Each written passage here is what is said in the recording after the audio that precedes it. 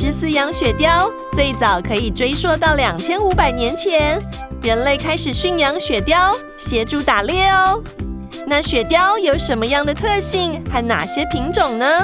雪貂的外形其实它们的身形蛮细长的而且它们的体重大概也在0.7到2公斤左右，欧洲貂会比较大只一点，大概2点多公斤。对，那它们的特征就是因为身体细长，所以非常适合在一些小小的管道里面钻来钻去，甚至它们可以在跟身体同宽的一个管道里面就直接做回转，这是其他动物很难达到的。它们是属于食肉目，也就是说它们的主食仍然是以肉类为主，但是在我们现在饲养宠物貂的状况来说，它们都是吃专用的貂饲料会比较合适。一天的话，甚至3到4餐是基础，甚至有些貂需要一天4到6餐。它们的睡眠时间非常的长一天大概可以睡到14到18个小时。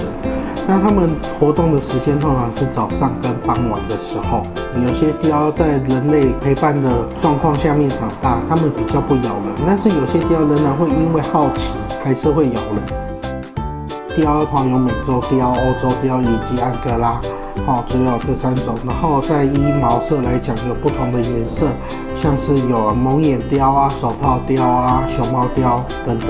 哇哦，原来雪貂这么爱睡觉，一天可以睡10几个小时呢。它们的寿命也蛮长的哦。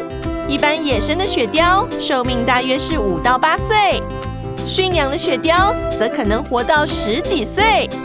所以它们均衡饮食就非常重要哦。那在台湾有哪些种类的雪貂呢？台湾的雪貂呢，它有分3种，一种是安哥拉貂，一种是亚安哥拉貂与一般貂。那这3种它体型跟它的外形会不一样。那其他的话，它就是差在颜色的分别而已。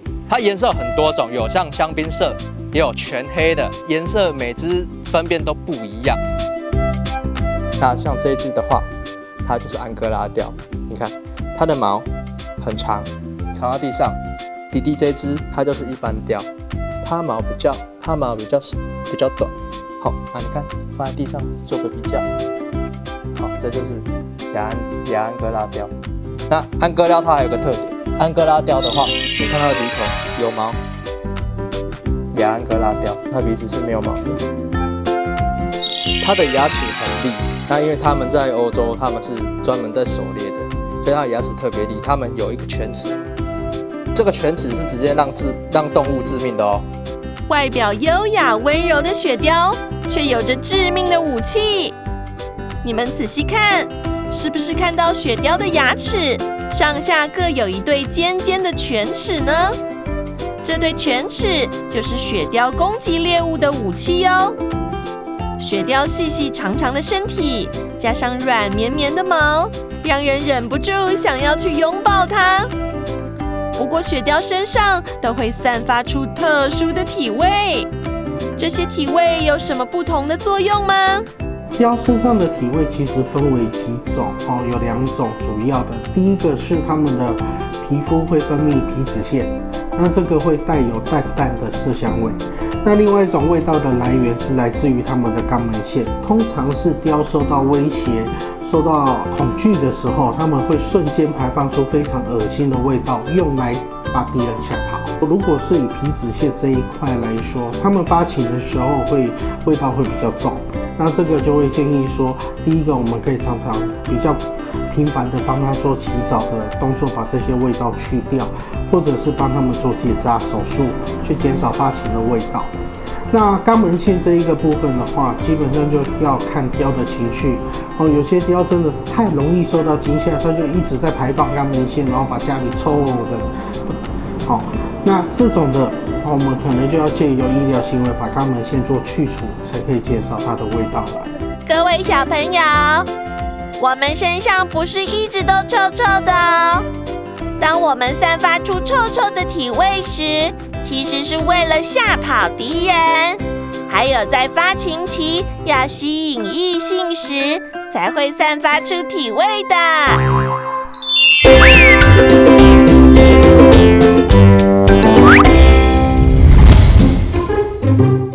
雪雕是在探索什么东西呀？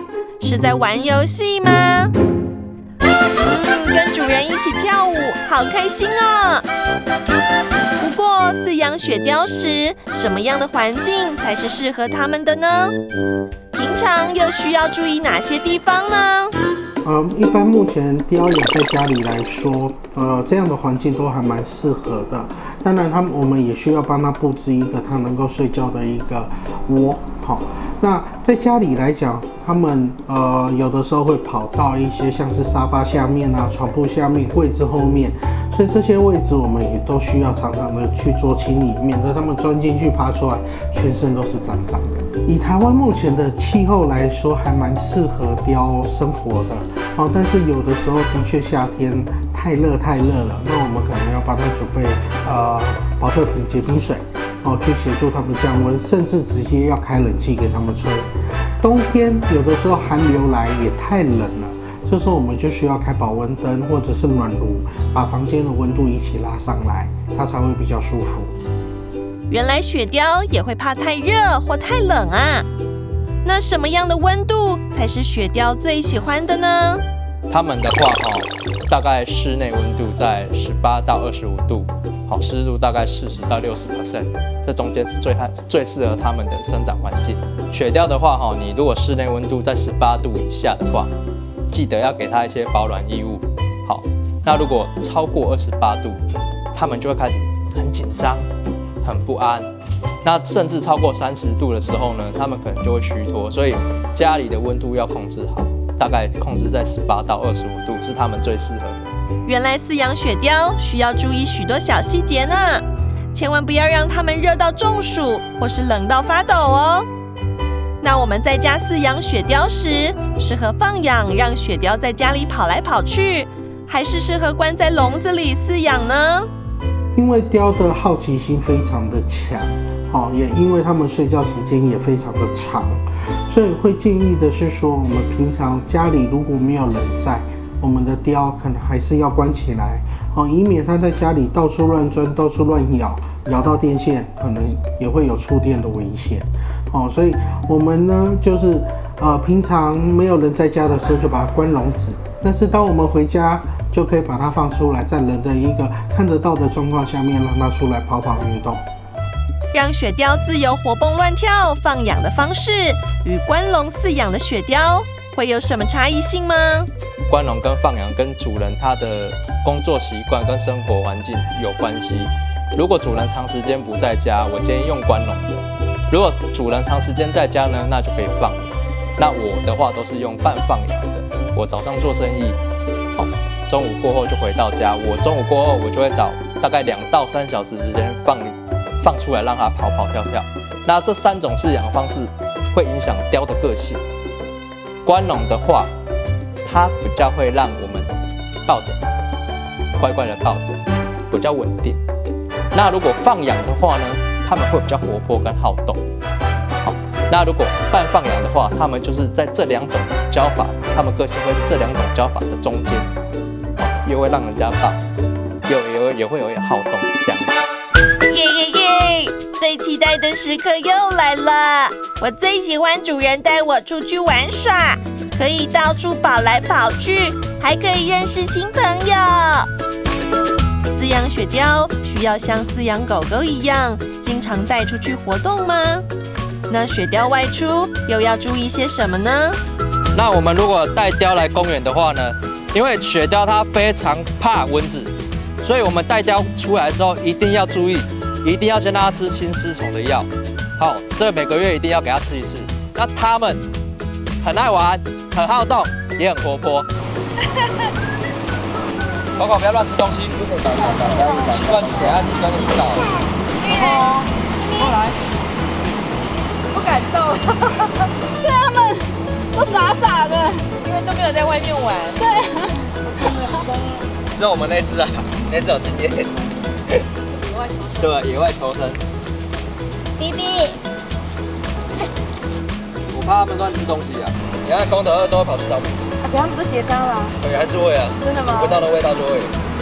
湿纸巾擦一下，你们要不要湿巾？湿巾。擦一下，擦一下。好。嘿嘿，开心跑跑跳跳，认识新朋友，好开心啊！但开心玩耍过后，主人都会帮我把身体擦得干干净净，再一起回家哦。哦，那是酒啦，这个哎，那是一个哎，吓到。那这3只都公的。他那个声音都是吓到。他喜欢你的吗？真的，你喜欢我啊？他说回家。他都不怕我。他说回家。是怎样？妈妈要哭了。好了，你爬上去。回家啦！机会是不可能出来玩。不管是雪貂在棉被里钻来钻去，或是在外面跑来跑去的模样，都非常可爱。但是雪貂跟人一样也会生病，它们平常会有哪些疾病？我们又该如何预防呢？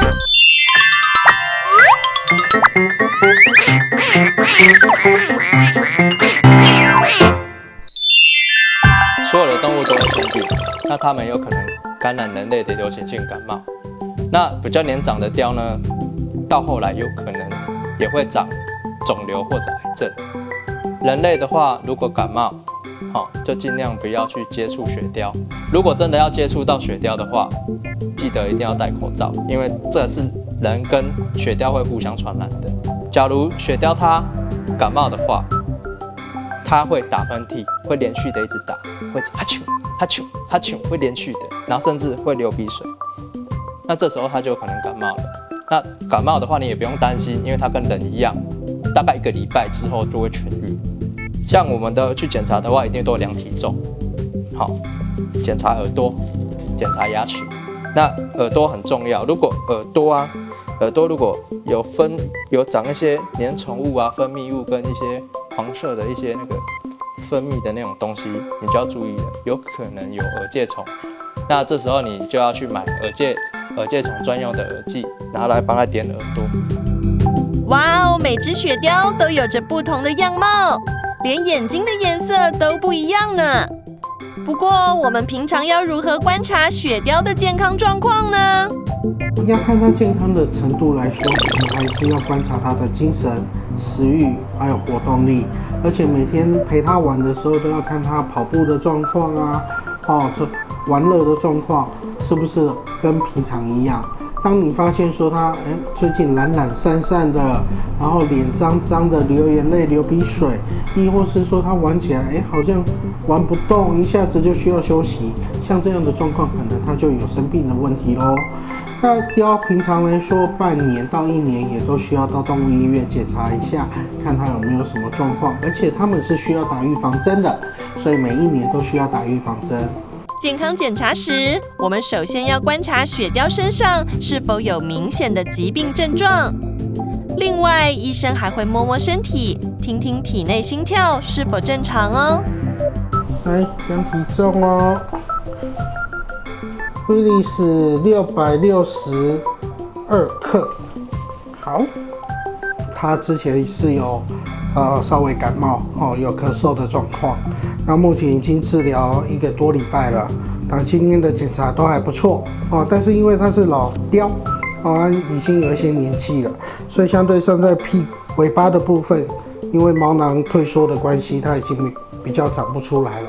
好，不过整体而言，它还是还蛮健康的老朋友。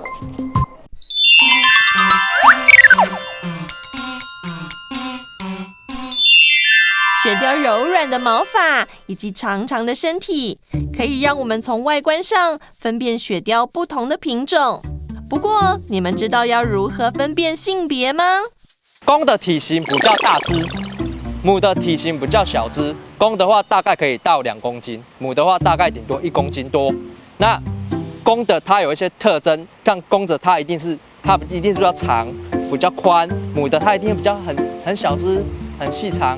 再来就是它的生殖器啊也有不一样，它的屁屁那边也会有不一样。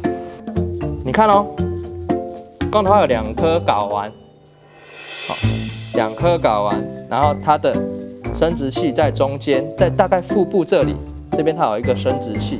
那还有公的话，它它比较长，比较胖。母的话，你会看哦，它这边是没有生殖器的，它这边是有乳房的，跟女生一样，这边有乳房，以后就是怀孕的时候哺乳用。那它这边比较不一样，这个是臭腺，好，那这边是它的这个是它的生殖器。你看，雪貂亲密地靠在一起，还互相闻来闻去，是在做什么啊？是在交朋友吗？还是在求偶呢？当它们发情的时候啊，公貂会很兴奋，会一直追着母貂跑，然后一直去闻人家的屁股的味道，甚至会去咬母貂的脖子，想要做交配的行为。那母貂怀孕之后呢，它们怀孕期是大概42天，然后每一胎约可以生到3到7只小貂。哇，是雪貂宝宝哎，是不是忍不住赞叹生命的奇妙呢？你看它们眼睛都还没睁开，就努力地喝妈妈的奶水，都是为了要快快长大哦。因为每一胎生出来它都会有1只或2只比较小，所以呢，我都会帮他们让小的有喝到奶，然后一定要吸妈妈的，要吸母貂的奶。刚生出来的时候我就会先让这一只小貂有吸到奶。吸奶的时候呢，差不多吸的差不多的时候，我的屁股会把它拍一拍。为什么？因为它要让它便便，因为它一定要排便，所以一定要帮它擦它的屁股，让它有排便出来。你看尿尿就出来了。这一只是女生，尿尿出来的这个就会湿湿的，然后我就再帮它摸屁股。这样子才会比较柔一点。你看它大便出来了，摸一摸它大便就出来了。这是昨天晚上生的，这是脐带，它2、3天就会全部掉了。刚生的它不会掉，差不多明后天它就会掉了。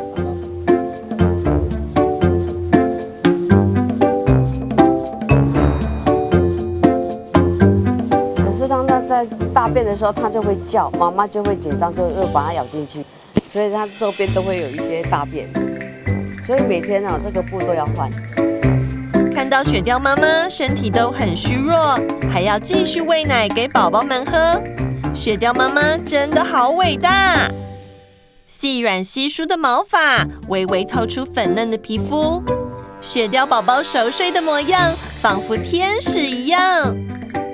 而雪貂宝宝刚出生之后，雪貂妈妈会一直照顾宝宝，2周之后才可以改为人工哺乳。雪貂宝宝大约2个月后断奶，这时才可以喂食饲料。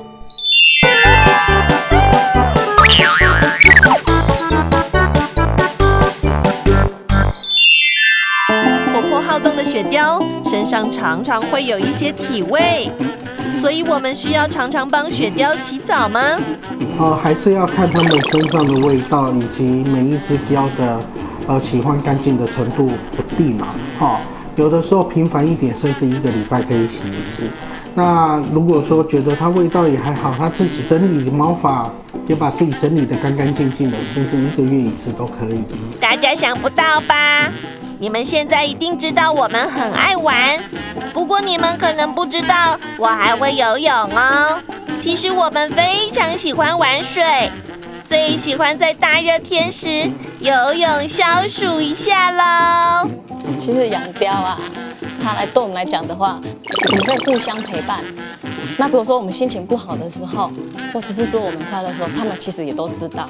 他们这种会想要咬你是其实想跟你玩而已，或者是他们很好动，就都不是什么恶意的，就是要有耐心跟他们培养感情。久而久之，他们就是也都不会，完全都不会再想要咬我。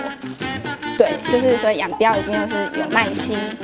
我最喜欢跟他一起睡觉，他睡觉的时候都会撒奶，然后他有时候也会爬到我的床上，然后会咬我，就是把我叫醒。家里没有人的时候，他会跟我玩得很开心，然后有时候他会比较呆呆的，然后被我欺负，然后我就这样很